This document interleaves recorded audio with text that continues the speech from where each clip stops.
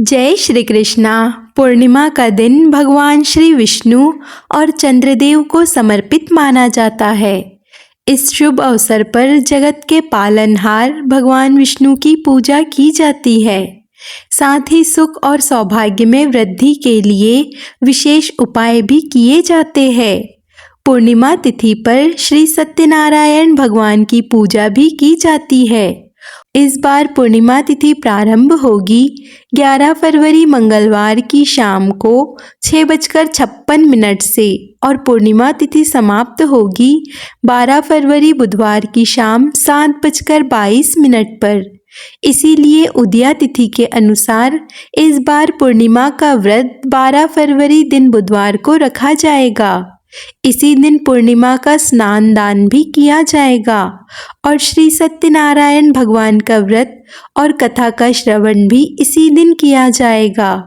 इस दिन पूजा का शुभ मुहूर्त रहेगा सुबह के 5:45 से 7:02 तक। संध्या काल की पूजा का शुभ मुहूर्त शाम के 6:09 से 7:26 तक रहेगा। इसके अलावा गोधूली मुहूर्त में दीपदान करना चाहिए, पूजा करनी चाहिए, गौशाला में दीपदान करना चाहिए। तो गोधूली मुहूर्त रहेगा शाम के 6:07 से 6:32 तक और चंद्रोदय शाम के 6:14 पर होगा।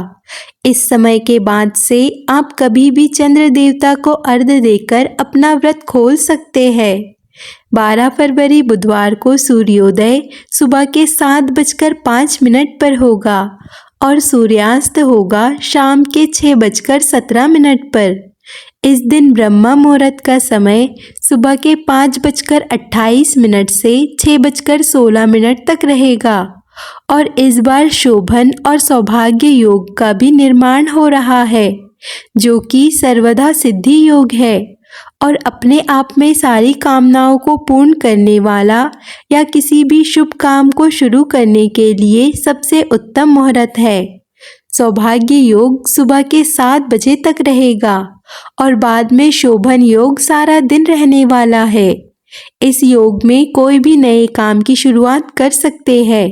इस बार पूर्णिमा तिथि पर कुछ देर के लिए भद्रा भी लग रही है और भद्रा प्रारंभ होगी 11 फरवरी मंगलवार को शाम के 6:55 से और 12 फरवरी बुधवार को सुबह के 7:05 पर भद्रा की समाप्ति होगी और इस बार भद्रा का वास धरती लोक पर ही होगा।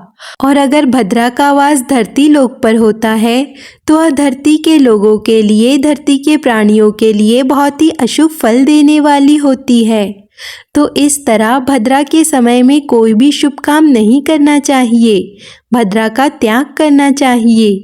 इस दिन राहु काल का समय 12 बजे से 1:30 बजे तक रहेगा। राहु काल को भी अशुभ मुहूर्त में गिना जाता है। अब देखिए, जो लोग भद्रा को नहीं मानते हैं, ज्योतिष शास्त्र में विश्वास नहीं करते हैं, तो वह इस समय में शुभ की पूजा, स्नान, ध्यान, जप कर सकते हैं। लेकिन जो लोग ज्योतिष शास्त्र में विश्वास करते हैं, पंचांग में विश्वास करते हैं, उन्हें भद्रा का समय त्याग करके जो शुभ मुहूर्त प्राप्त होता है उसी में पूजा पाठ या स्नान करना चाहिए। पूर्णिमा के दिन शाकाहारी भोजन करना चाहिए और पवित्र नदियों में स्नान करना चाहिए। और ज्योतिष भी आर्थिक तंगी दूर करने के लिए पूर्णिमा तिथि पर श्री सत्यनारायण भगवान की पूजा करने और कथा का श्रवण करने की सलाह देते हैं।